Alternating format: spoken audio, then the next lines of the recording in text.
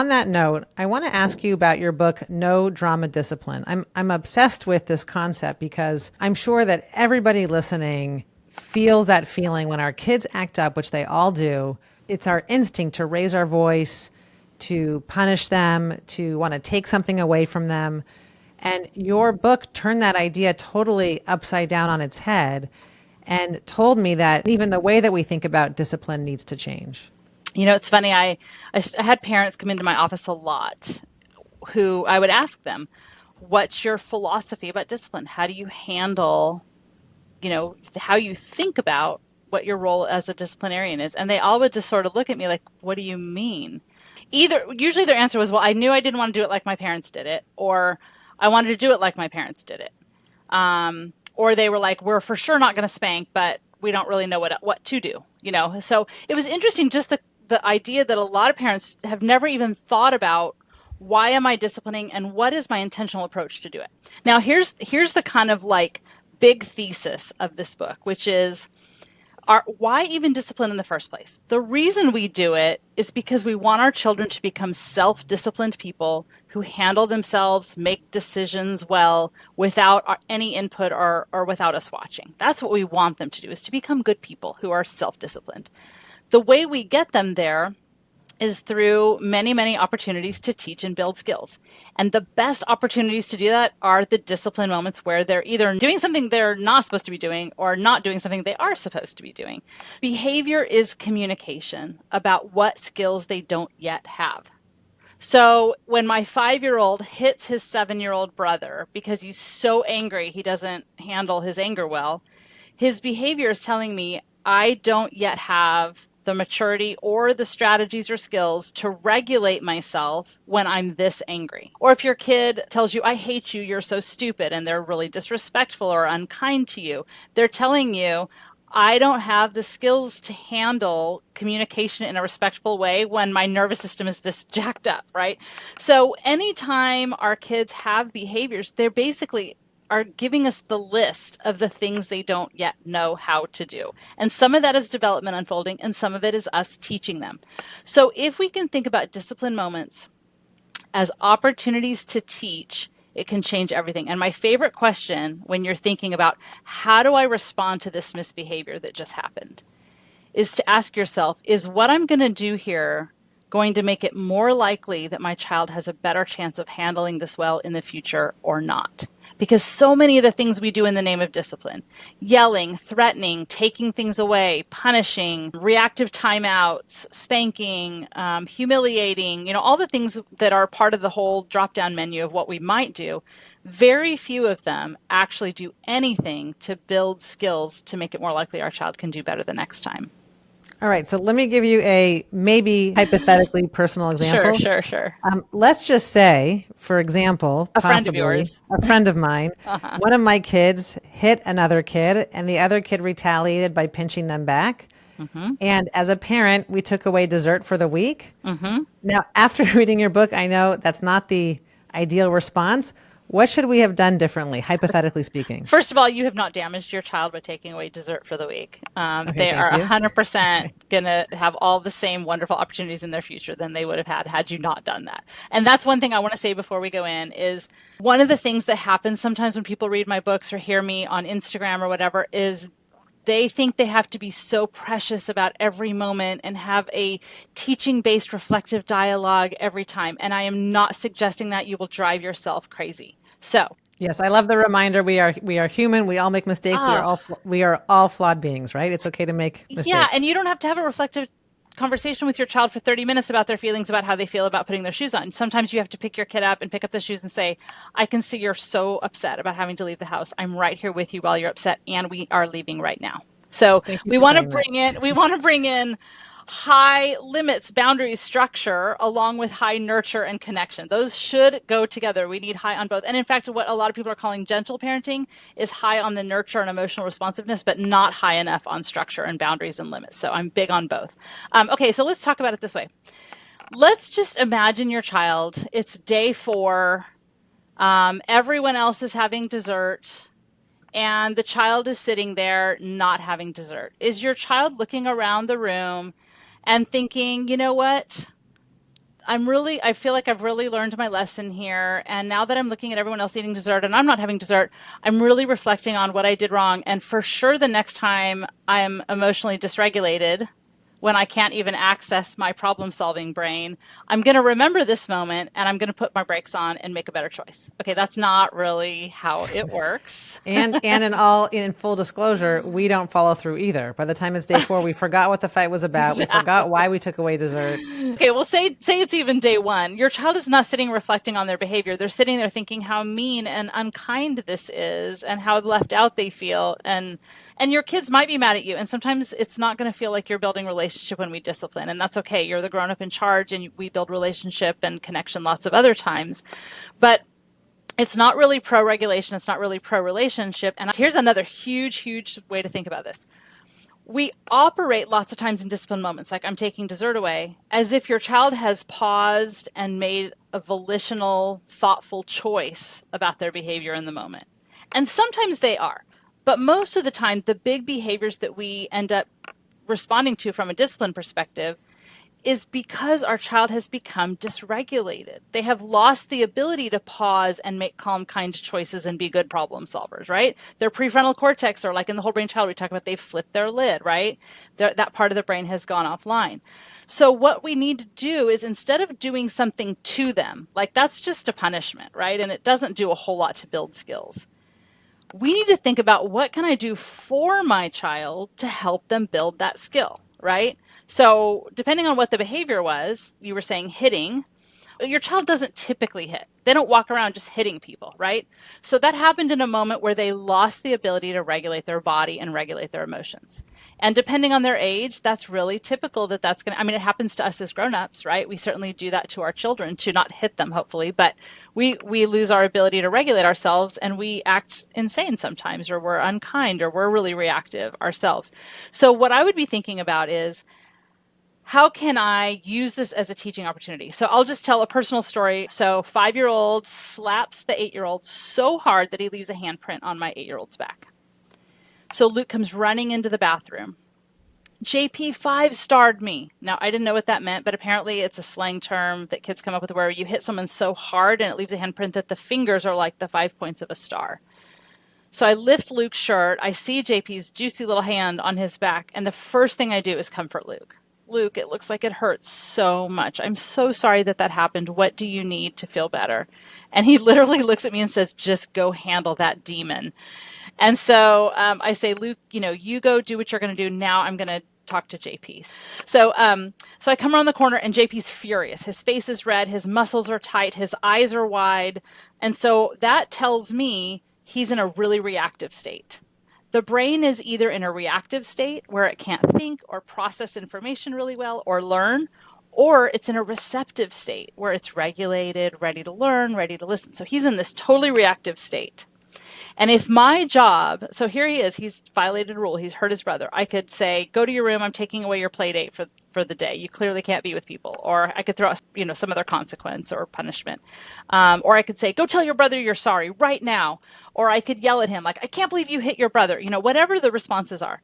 Here's what I did instead. And I make mistakes all the time, including at the end of No Drama. I tell a story about how I threatened to remove one of my children's body parts. I said, if you stick your tongue out one more time, I will rip it out of your mouth. So I definitely have made lots of mistakes, but this was a moment I feel proud of, because I think it illustrates the points of the book, which is this. So I come around the corner, JP's in a super reactive state.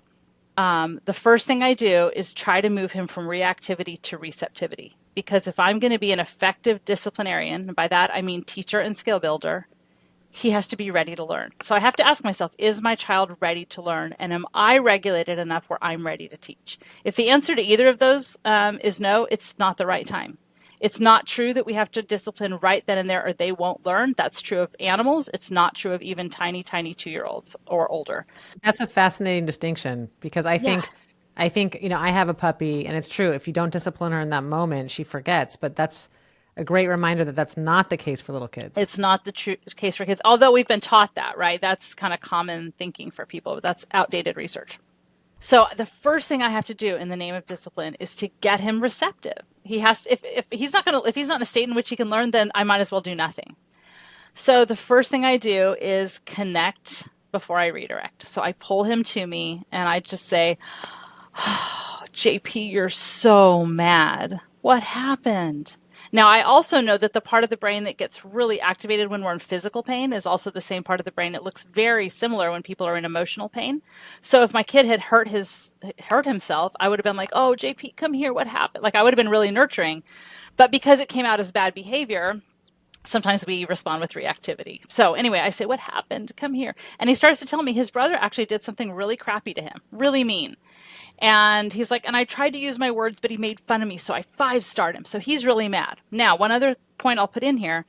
If I had forced an apology, go tell Luke you're sorry right now, it would have been so disingenuous because the part of the brain, the prefrontal cortex that allows us to regulate ourselves, that part of the brain is also the part of the brain that gives rise to empathy. So if we're in a really reactive state where we're not engaged with problem solving and thoughtful thinking, we probably have a harder time accessing empathy too. So he doesn't care. He wished at that moment he wished he had 10-starred him. He didn't even care about how his brother felt. So I say what happened. He tells me what happens, and I validate his feelings. I am co-regulating. So he's borrowing my regulation, and what I'm trying to do is help modify his state back into a receptive state. So I say, that would have made me really mad too. I can see why you got so upset. And then I would say, it's okay to be angry, but it is not okay to ever hurt somebody. So then I just come in strong right there. But I'm waiting for, as I say, that hurt, I can see why you would be upset. I'm right here with you. So within just a couple of minutes, he gets receptive again. He's calm. His muscles aren't as tense. You can see when people are in reactive states versus receptive states. So we get them there first. I think anybody listening can relate to this feeling. When you're upset and somebody validates those feelings, you immediately feel better. You feel Totally. seen, you feel heard, it calms you down. But at the same time, you're drawing a very clear boundary that behavior was not acceptable in your family. So I think that's a wonderful response. I hope I remember it in the moment next time. Well, the idea is that we want to say yes to our child and their experience and their relationship with us and us being the kind of person they want to keep coming to, even while saying no to the behavior. And Dr. Eliza Pressman has a beautiful way of saying that idea. She says, all behaviors are not welcome, but all feelings are welcome. So anyway, he moves back into this more receptive state. And that's when I say, it's not okay to do that. That's when I first say that. And then I say, I want you to know something. You really hurt Luke. And I pause. Now, the reason I'm doing this is because that is actually a consequence of what his behavior was, right? And he wasn't really in his whole mind. He didn't really make a thoughtful, like, now I'm going to hit my brother. Like, it happened out of a reactivity that he developmentally doesn't fully have control over yet. So I hold that moment.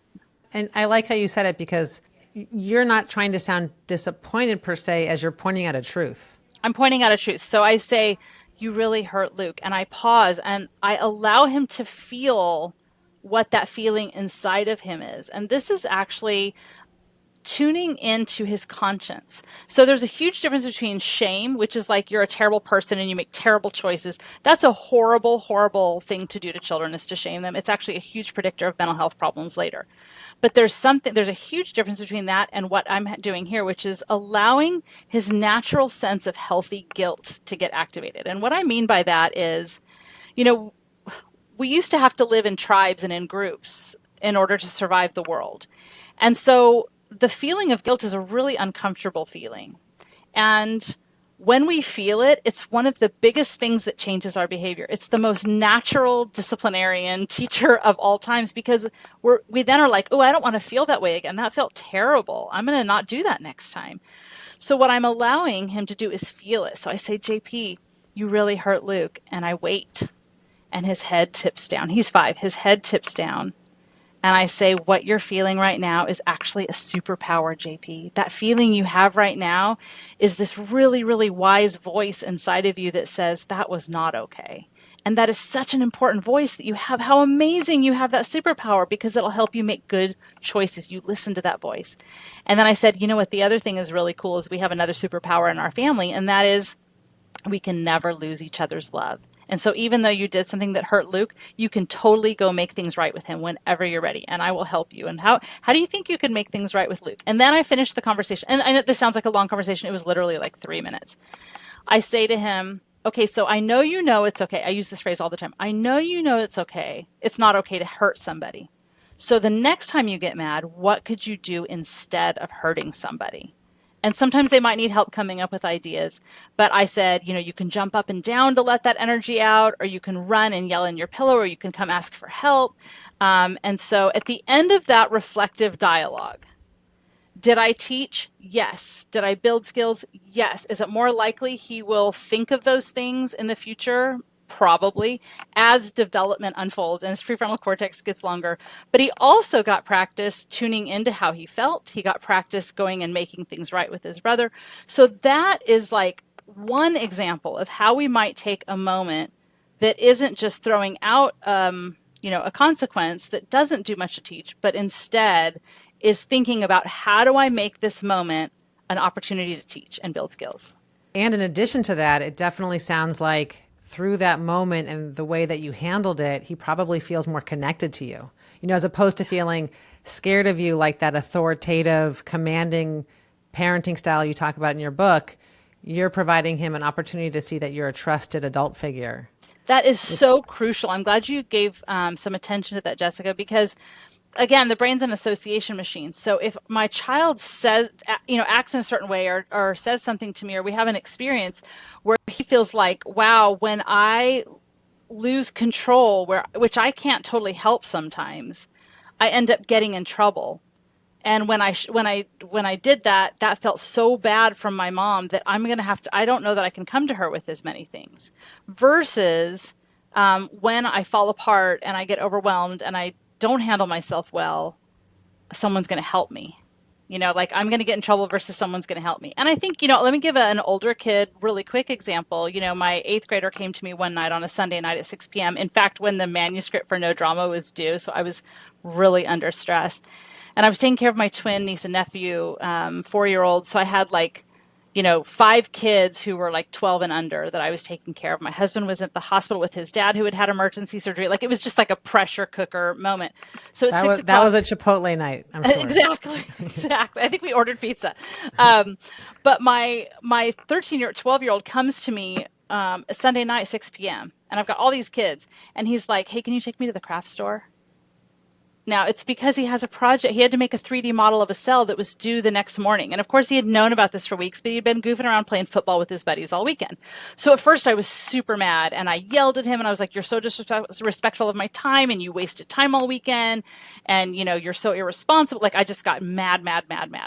And I will say the one thing I'm the most militant about, and I stand by it, is that I was really militant about my child's sleep. So he's an 8th grader and I'm like, you still are turning the light off at 9 o'clock. So I will take you to Michael's craft store. I don't have time to help you. This is your project and lights will be going off.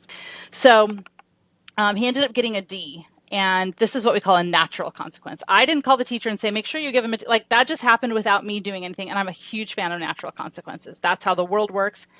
And he already learned the lesson when he got home. He was like, oh, that's a bummer. So I didn't have to say, well, now you know. I didn't have to give the lecture. The lecture happened just in his natural consequence experience. But then I'm reading the manuscript about behaviors communication a few days later as I'm editing. And I went, oh, okay, Tina, practice what you preach.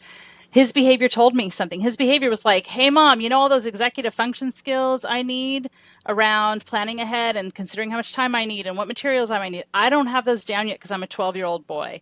And social skills or social time is the most important thing to me for my identity at this phase of my development. So spending time with my buddies was way more important to me than homework. Okay, so those were his behavior. So instead of me saying next weekend you're grounded because you didn't spend your time well last weekend, that doesn't do anything to help him build a skill. So here's what I did. Instead of doing something to him, I did something for him. And I said, Ben, on Fridays when you come home, we're going to look at your planner and we're going to talk through what's coming up. The first few weeks when he came home, the planner was blank. So then I would say, go fill out your planner, go on all the teacher websites, fill all that out, and then come back to me. After doing that 3 weeks in a row, he started filling it out. He came to me and we said, okay, how much time will this take you? When is it due? When are you going to work on it? And we started walking through mental planning like that, so that he could start building those skills. Now, if you feel like you're listening to me and you're like, this is exhausting, I'd rather just send them to their room. Know that any time you put in in these conversations. And again, please don't do it for every infraction. You'll go crazy because your kids give you a million opportunities a day. But just think about, what are the behaviors that keep coming up, or the things you worry about the most, or the things that drive you the most crazy, or that you have to get onto them about all the time. Think about those. Write them down on a list, the 3 discipline problems that I'm really focused on right now. And then cross out the title of your list. Don't label it a discipline problem list. It's a skills my child needs to build list. And when we go that route, we really can start then realizing that the time we put in when we're investing in these kinds of conversations and thinking about coaching our kids through making it right, or, you ruined this thing, and so we're going to figure out, how are we going to fix it? Let's do that, and making things right. As we do that, we are saving ourselves so much heartache and time and drama down the road. It really does make things easier for us because our children are becoming self-disciplined. Such a great example. I was actually listening with my son. We were in the car, and I was listening to you on some podcasts preparing for this conversation. And my son was listening, and he said, "I really like what she's saying. I really like it." And I said, "Well, I'm just curious, when you're a parent, and there's no wrong answers here, what would you do differently than how Daddy and I raise you?" And he said to me, well, because we're kind of, I think it's because we both work and we don't want to spend a lot of time disciplining our kids all the time. Yeah.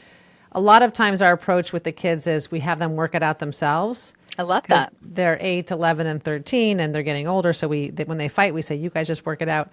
Anyhow, he said to me, I like what she's saying because she is pointing out that parents need to have more rules.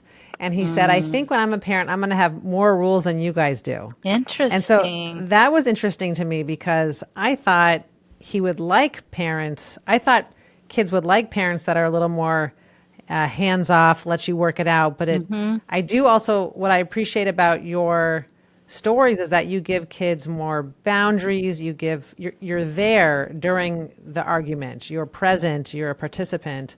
And so that's something that, I thought that was interesting hearing from my own kids, that they want me to give them more boundaries. They crave more boundaries. That's really interesting and not at all surprising. When we have parameters and rules and limits, boundaries, it actually is a cue of safety because they know what to expect. It's predictable, and the brain loves what's predictable, right?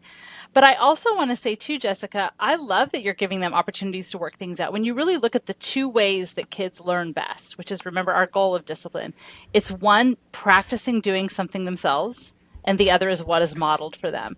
So like my husband was great about this. The kids would come to him fighting about something, and he would say, either I can stop what I'm doing and I can help you work it out, or if you guys can work it out, then I'll have time to finish what I'm doing and we can go outside and play kickball.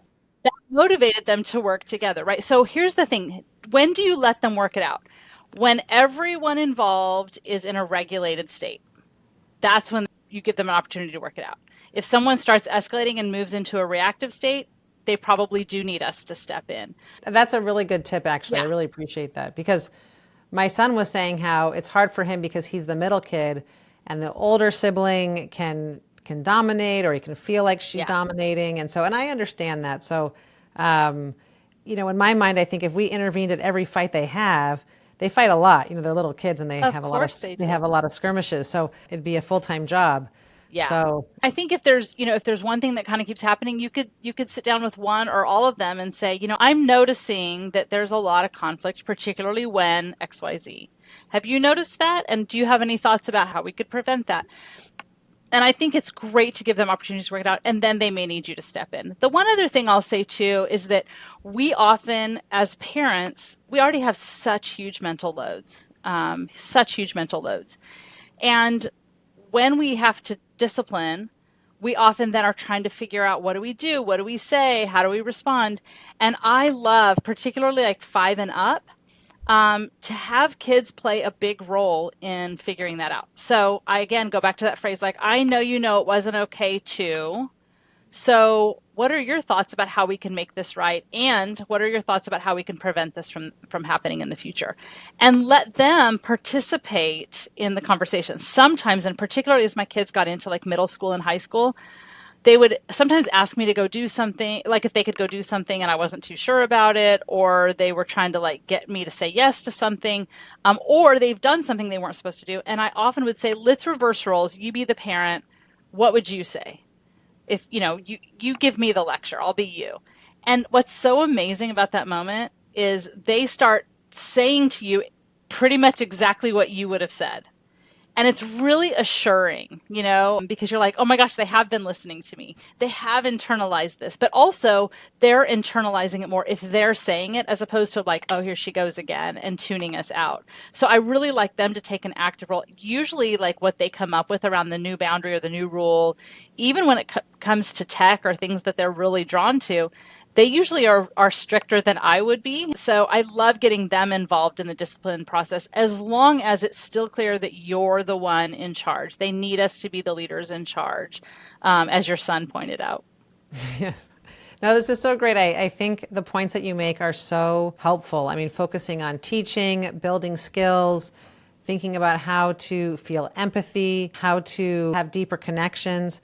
So I really enjoyed your book. I really appreciate all the teaching and discipline that I gleaned from your book. So thank you so much. And I highly recommend everybody get yourself a copy. Read it. You won't regret it. Thank you so much, Jessica. And I think what I love too is to remember if it's about teaching, they have to be in a receptive state in which to learn. So sometimes the first thing we need to do in the name of discipline is to connect and regulate them and get them back to that state. And that gives us a minute to kind of catch up and think about it. As we end, I'll say one other thing that I loved that you said a minute ago, and that was to ask your son what he thought about how he might do things differently. First of all, that's a parent who's really secure, that communicates to your child like, I'm secure in how I've done it, and I trust that you may do things differently, and that's okay. You're a different human. Like, that's such a beautiful thing. But I also love that, probably every year or two, I would say to my kids, and I would try to remember like on their birthday or around a specific holiday or something to remind myself. I would say to them, is there anything I'm doing as a parent that you think would be helpful if I change? Like, what do you need that I'm not doing? Or is there something I'm doing that bothers you? And almost always they would be like, no, things are good. Like they couldn't come up with anything. But I think just the act of asking communicates like, you matter to me and your input matters to me and doing this parenting thing matters to me. So I love that you asked your son that question. I appreciate that. And thank you for being so kind about about your response. You know what? I can tell you're an amazing parent. I really can. I would say I don't know that I'm an amazing parent, but I do know that I love my kids more than anything. And I feel very grateful that I have them. And they know it. Kids know, they can feel it from us. And it really is the most important thing. It really is. And I think, we're going to mess up all the time as parents, but the research shows that when we mess up as parents, as long as we make the repair with our kids, we go back into connection with them, we apologize, we say like, I didn't handle that the way I would have liked to. Can I have a do-over? It's actually beneficial for our kids when we mess up. And so I think one of the best predictors for how well our kids turn out is that they feel that they are securely attached to us. And what that means is that not perfectly, but most of the time they feel safe and seen, like known and soothed. We show up when they need us. And then secure in knowing that if they have a need, we're gonna show up for them. And so to me, the safe, seen, soothed, and secure is like my North Star for how I handle any moment that I don't know how to handle, and how I get back to relationship with them if I've messed up. What a powerful message. And thank you so much for being here. Thank you for everything that you've taught me and taught my audience here today. And I really appreciate your time. Thank you so much.